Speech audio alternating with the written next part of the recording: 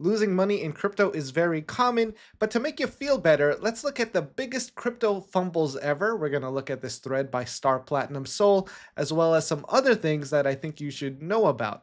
Now, when we invest in crypto, losing money is a part of the process and it's painful. And we want to learn about that pain without having to experience it. So the best thing you can do is just sit back, relax, and learn from these lessons. So if that sounds good, I'm Dan, and let's jump in.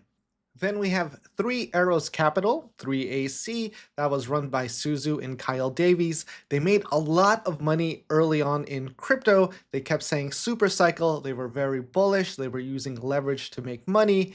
And then they began losing money. And when they lost money, they borrowed more money against that, and they couldn't cover those losses. So this caused a lot of ripples in the crypto ecosystem as funds could no longer support themselves and had to start selling their investments, causing a sell-off in the markets. I think these guys both did some jail time, and Suzu is on the updated list of the top 20 worst Twitter accounts based on Ethos Network reviews.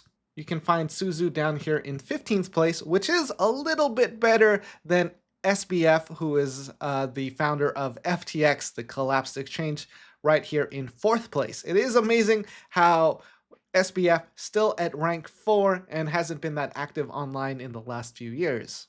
Number 1, FTX. Now, if you remember, FTX was a big crypto exchange and they collapsed because they did things they weren't supposed to do, like using customer funds, propping up their investment portfolio with their own token, and they just didn't have the funds to support customer withdrawals, and they made an enemy out of CZ, so lots of mistakes there.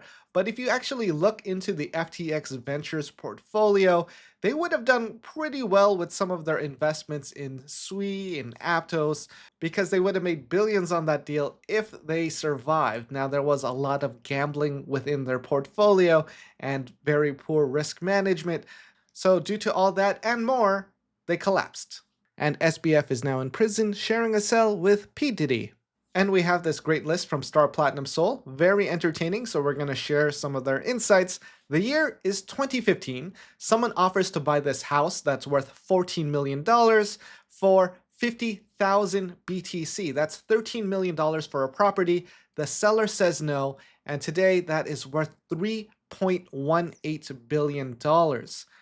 So did they fumble the bag? Maybe, but Bitcoin still today, very speculative. You don't know where the price is going to be. But yeah, instead of 13 million, you could have had 3 billion. And that was a decade ago. That is a long time. Now that's very entertaining to think about. But again, this was 10 years ago. No one really knew if Bitcoin stood a chance of surviving for the long term. Not many people were accepting it. So still speculative. Even today, if Bitcoin is still a good asset to hold, I personally hold a little bit just because that's what holds up my portfolio and does well for the long term, but there's still no telling how it will do in the future. But let me know in the comments, do you think you could hold Bitcoin for 10 years knowing how volatile it is, or would you have paper handed it and sold? But that was 10 years ago, and something a little more recent. Last year, the German government was selling 50,000 of the bitcoins that they confiscated at $54,000.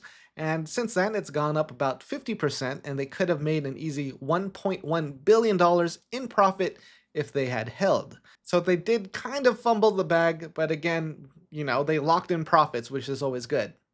Now, Murad. Murad is an interesting character because he has been talking about these cycles for meme coins and these communities and what's the strongest, and he had some amazing picks. And his portfolio today, or roughly today, is worth 10.6 million. And I thought that was the great part. Yeah, I thought he was killing it until I saw the other image of his portfolio where it peaked around $56 million. So that is a massive loss from its all-time high. But again, if we look at where he started, not that bad. Now, still having $10.6 million, that is amazing. I don't think he's going to be struggling anytime soon. And having even more money than that wouldn't make a significant difference in his lifestyle. And here we have Alex Becker. He bought 6 figures, so at least 100,000 US dollars worth of Peanut the Squirrel coin at a $2 billion valuation. And it's been down only since. So even if you're super confident about something, Confident doesn't mean you're right. So you have to be careful when investing in crypto, and you can't be in these echo chambers. If everyone says they're buying and they're super bullish on something, that doesn't mean the price is going to go up.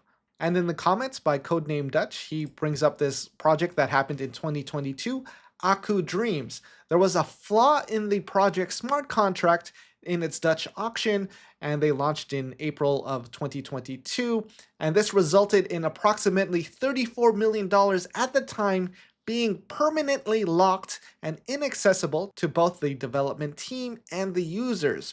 The issue stemmed from a logical error in the refund processing function, compounded by an exploit that halted withdrawals and refunds. Despite warnings from community members about the vulnerability, the team did not address it in time, leading to the loss. The team later issued refunds to some pass holders using separate funds and airdropped the NFTs via a new contract.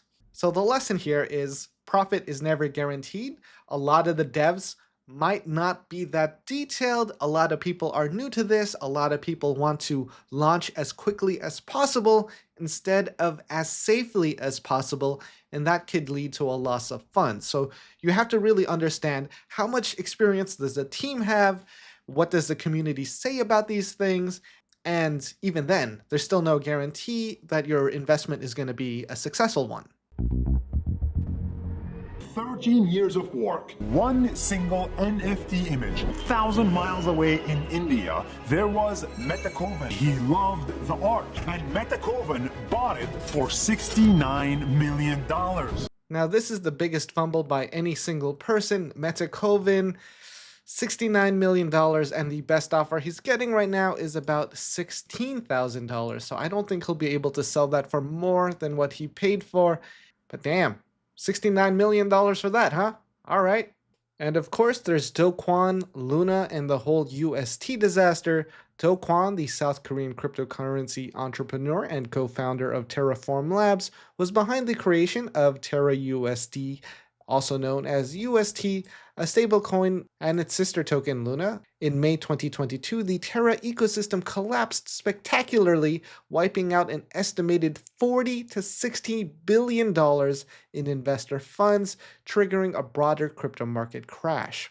And this is how one man can change the world and cause a crypto market crash. People did highlight and criticize Luna for its potential collapse and its death spiral, but there was so much hype and euphoria in the market that a lot of us ignored it. So from this video, I hope that we all learned that making money in crypto, never guaranteed, a lot of risk out there, and we want to move with some certainty, we want to minimize our risks, and we want to survive for the long term. At least those are my personal goals, and if you want to stay updated, feel free to engage with this video, subscribe, and hang out on the weekends for the weekly live streams. All right, and with that, I hope you got your full value for today.